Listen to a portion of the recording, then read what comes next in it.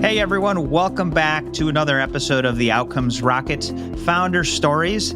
I'm so excited to be joined by Darin Buxbaum. He is the co-founder and CEO of Wider Circle. He was the co-founder and VP of product at Oration, an insurance tech company enabling self-insured employers to really reduce their prescription drug spending. He's founded Hourglass Technologies.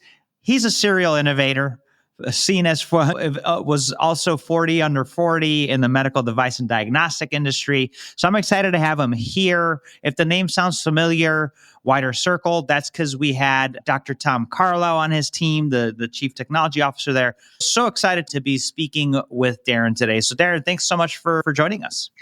Oh, Saul, it's an honor to be with you. Thanks, man. Really appreciate that. And look, to kick things off, why healthcare and why entrepreneurship? Well, honestly, it's because my family business was bumper cars and arcades in Coney Island. And my family said, you cannot join the family business. So what could I do? I guess it was healthcare. That's awesome. In all serious, although entrepreneurship runs in my blood, it really was the seminal moment in graduating from college. Medtronic was recruiting me and invited me into a cath lab to watch a defibrillator being implanted. I'd studied electrophysiology, but I didn't realize that they need to test it before they let the patient off the table. And so they tweaked the patient into a dangerous arrhythmia. I'm looking at the EKG. The heart's it's ventricular tachycardia, it's fibrillating. It's like 5 seconds to flatline. And then all of a sudden, bam, the device fires. The patient jumps 6 inches off the table. Wow. I look up at the monitor and it's just like beep, normal sinus rhythm, person's life saved in front of my eyes. And I'm like, I don't know where Minneapolis is, but I'm going there. I'm going to work here. That's awesome. So it was amazing. It was like watching a miracle. But the best part of that was really meeting the family, meeting the patient afterwards. They hugged me. I'm like, I don't work. I didn't invent this. This is technology that's saving our loved one's life. And I think that's just so special about healthcare. And I think that's what I've tried to shape my entire career off of. That's awesome, Darin. I love that. And great story, great moment. By the way, we share that Medtronic past. I spent about 8 years there. And so did my wife. So wow. Yeah, just a phenomenal company. And those types of life-saving technologies really get you going, especially in entrepreneurship. When the going gets tough, you really need some strong North Star. Anytime the going gets tough here, this has been the best company because we create these peer support groups and I can go and into the community, unlimited hugs. The members are always there to cheer you up and cheer you on. So it's important to have a good support system whenever taking on entrepreneurship. I love that. And so look, Darin, help us understand more for the folks that didn't get a chance to listen to Tom's interview on the podcast. Talk to us about what Wider Circle does. What do you guys do? How do you add value to the ecosystem? Sure. So Wider Circle, we create these peer support groups for vulnerable Americans, individuals on Medicaid, individuals on Medicare.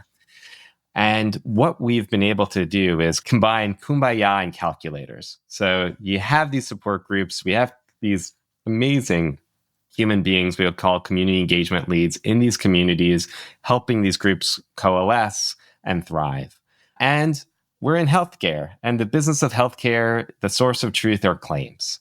So what we're able to translate is getting very positive behavior changes from the individuals in these groups to the metrics that matter, whether it's lowering inpatient utilization, whether it's getting the health risk assessments done, gaps closed, retaining members. Members in our groups are happier. And so guess what? They stick with their health plan and they stick with their providers. And so it's all just about moving those metrics on medical expenditures, on member retention, and on just the quality and for the patients as well. That's great, Darin. And so community is so you guys are making it stickier for patients to stay with their providers? Absolutely. Okay. Yeah. So we work with the large national value-based care provider groups, as well as working with the health plans.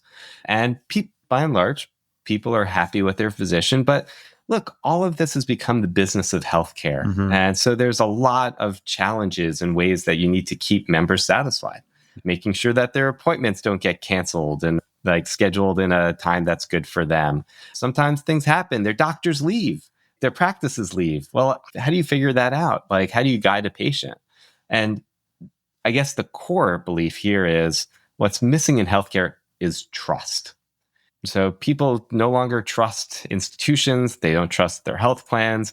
They may not even trust their providers at all times, let alone a vendor. But they do trust their neighbors. And that's where community is so important. So I'm going to put you on the spot, but yeah, let's do it. If you had to go to the dentist recently, or hopefully you haven't had to get too much of a medical procedure, how'd you figure that out? Did you open up the doctor directory? Was that provider directory? Was that your first stop? Definitely not. I was riding a scooter, wiped out with my son. Oh, no. Yeah. Hopefully he's okay. Hopefully you're good. okay too. Yeah, we're both good. I sprained my knee. It was so painful. I don't know if you've ever sprained a knee. No, actually, everything else, not a knee. Painful. It took 6 months to recover. But anyway, yeah, I didn't go to the provider directory. I went straight to the urgent care. And for follow-up, which by the way, I think your health plan, everybody would thank you for not going to the emergency department. You're in healthcare, you do it. Yeah, exactly. But we find for our patients that a lot of our members have chronic knee pain. Hopefully you won't. They are always looking for the right orthopedic person to help. And how do you get through that? How do you get through the prior auths and to get everything you need to get done? And so we find that they rely on each other. And what's really interesting about healthcare, it's complex. Mm-hmm. And when someone's figured it out, they want to share. They want to help others. And so all of a sudden they're no, I know how to get through this process in less than a month. It took me 3-4 months, but I don't want that to happen to you. So we find in building these communities, people actively want to help each other. It's like a sleeping giant in healthcare that nobody's tapped into.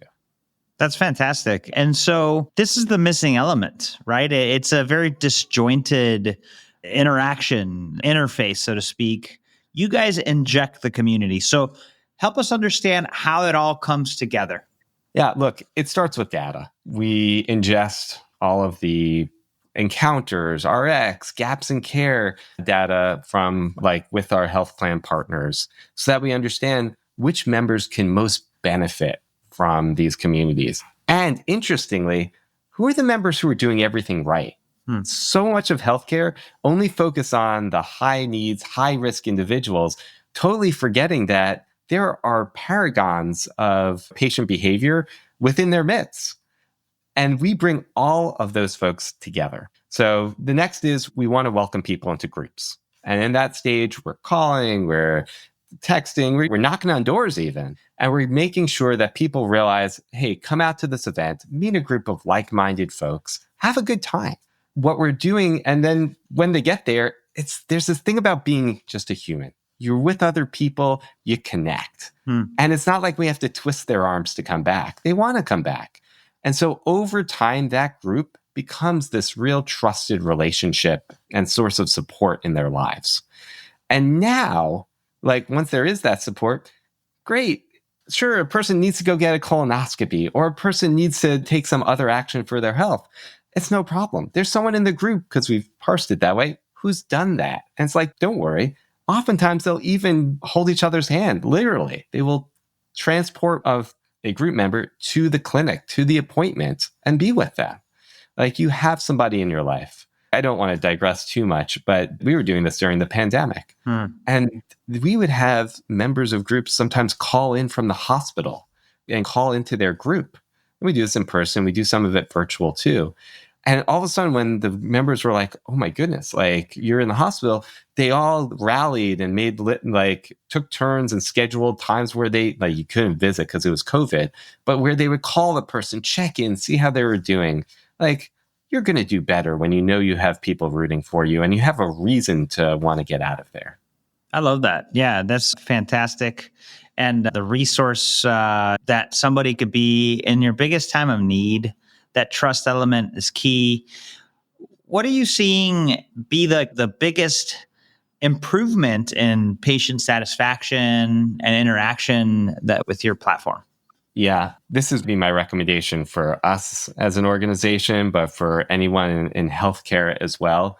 Set expectations accordingly and then always follow up. So it's you set the right expectations and then make sure you follow up on them. I oftentimes tell my team, older adults especially, but everyone in healthcare are like elephants. They do not forget. Like when you've made a promise, when you've set an expectation, you gotta deliver. And so we're doing that in all sorts of places of healthcare. When we look at dissatisfaction, pain management it's a tough one when you're in pain, like craving that relief is different when you have a realistic expectation of how much relief you can get. And so we talk about it in our groups and people like are able to help others understand like what's in the range of possibility. You may not be pain free. And so now when they go to their physicians and when they get the outcomes, they're like, you know what? I get it. Or you go into a dentist, you go and see dentists. What do you expect? Or what may you end up paying? I'll tell you, that's a big part of dissatisfaction, that vision. But the groups help temper expectations. And now people have a quality experience, which by the way, they were having before, but their perspective on it is satisfied. I think that's what we lose sight of in healthcare. You think we're following this process, there's always going to be an outcome. Much like happiness in our lives, like satisfaction is very relative. I love that. Yeah. And there could oftentimes be a missed expectation, right? Somebody thinks they're going to be 100% when the reality 80% is as good as it gets. Exactly right. Yeah. But look, we have a lot of onus in healthcare of setting expectations better. I think it starts with the brokers who help sell these Medicare Advantage plans. Many of them absolutely wonderful people, but these benefits are confusing. And so individuals may think there's a lot more coming to them. And so that's an area that we focus on a lot with new members. It's like, look, we're all adults here. We know that not everything's for free. Here's what the plan can help with. And here's some other people in your community you can talk to so that you know how to get guided to get everything you deserve, everything that's coming to you. That's great. And so on that front, Darin, you're working with accountable care organizations, you're working with payers, you're working with all of the people managing these programs for patients to help them feel more connected. Yes. And so oftentimes the provider who, is delivering the care within these situations is the one that could benefit most from this. So talk to me about their role in this whole thing. Yeah. So like providers themselves, that's been such a unique relationship. We don't actively market to providers. And what we find though, is when we have enough members who are their patients in an area, all of a sudden they start outreaching to us. Why? Because they see a bunch of their members and these are good doctors. They're asking, how are you doing? What's new in your life? And they see the individuals are doing better, but they have a more positive mindset. And they're like, well, what's changed? And they're like, well, I joined this Connect for Life group by Wider Circle. Their patients are our best form of advertisement. And I can't tell you how many providers have told the patient, I don't know what it is yet, but I'm going to find out. And whatever you do, keep doing it because you're really thriving right now. And so we start the relationships with providers there. And then all of a sudden, their office is actually sending us folks. And it's interesting. I'll tell you, at times I thought we should rename the company St. Jude because everyone likes to send us their lost causes. And we welcome it. Nice. We embrace it. They will oftentimes send patients who are calling their offices constantly and seeming upset. But why is that? Honestly, so much of the time is they're lonely. They are lonely. They just want to have some contact and connection. And we're like, bring us your huddle masses, like Statue of Liberty. We're great at that.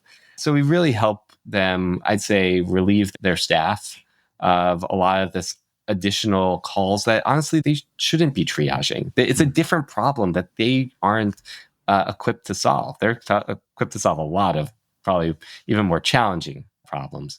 But we help with that, with the member retention, and then also with unengaged folks. There are people on their census, they don't want to come in. They can't get them to come in. But when they become part of our group, and all of a sudden through the nudging of other members, they're like, look, you really got to go in and get your annual checkup. Okay, I'll do it. We create positive peer influence. Mm-hmm. So on the provider side, we're really able to help them engage their unengaged members, especially the ones they're taking risk for, help with some of their more challenging patients who may be overutilizing their services for non-medical reasons as well. That's so great. And look, how much of this, Darin, is helping with mental health? So much. Like, it's the starting point of this. We've done some studies. We actually just co-authored a study with Humana looking at healthy days, like the CDC for measurement. And we looked at how many physical healthy days, how many mentally healthy days are you having? And we saw big improvements in both. But on the mental health side and behavioral health, like, you're right, so much of it comes down to that. And I'll just tell you like a personal experience, because when I started, you'll appreciate this as a founder. You start these organizations, you're doing everything at the beginning. And at the beginning, I got to run groups. And you did? Nice. Oh, yeah, absolutely. Million amazing stories. But there were some individuals in these early groups. There was a person who felt safe enough in the group to share they had bipolar schizophrenia. There was another person in the group that essentially had extreme social anxiety. Like, just getting into the room with the other people absolutely was triggering for them. Yeah. And both of them found this so incredibly helpful. I didn't know this. They had their own support groups that they were in. And they basically recommended everybody in those groups to join our groups. And they said, it's different. So much of behavioral health. And we had an individual up here in the Bay Area with just severe depression. I was in depression group, like support groups. And I'll use his words. He's like, joining Wider Circle is different. Like, I'm not just talking about my problems. I'm actually making friends that are supporting me. And the social workers and folks who were working with him, they would come to us and say, his entire outlook on life changed. He'd been doing those other groups for 10 years, but finally he had people, and it wasn't that people that all had the same challenge, but people who cared and wanted to listen and be a source of support. It completely changed his perspective on life. That's awesome, Darin. What a great story. And for our audience listening and watching us right now, what would you say, who's your main customer, and how can they learn more about you, and how can they get in touch with you if they want to explore what Wider Circle could do for them? I appreciate that. While we care and lovingly serve every member, the folks who are also champions and heroes in this are the sponsors. So these are Medicare Advantage plans, these are Medicaid MCOs, these are DSNP plans, as well as anybody who's taking risks, value-based care providers as well. And to learn more about us, you can check out our website at widercircle.com or our LinkedIn page as well.